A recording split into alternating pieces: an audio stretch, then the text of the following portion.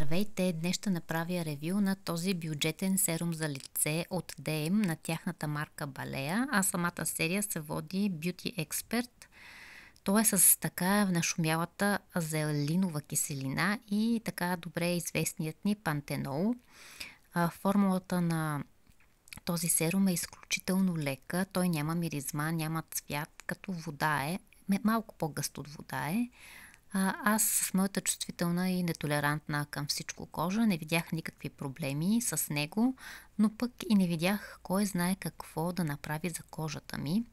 Използвам го вечер, за да се правя масажа с моята гуаша и някой път и сутрин, но ако сутрин го използвам, след масажа го измивам, тъй като грима ми не седи много добре.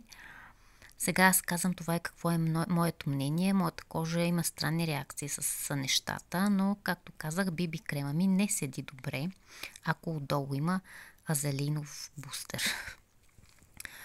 Иначе, както казах, този серум е доста бюджетен и ако имате кожа, която по принцип няма проблеми, пък и да има, аз моята кожа имам си тук там разни проблеми, не влошава, но както казах и не помага. Хидратира кожата, да, но ако сложите голямо количество, започва да лепне, а всички знаем, че лепнещите продукти никой не ги харесва.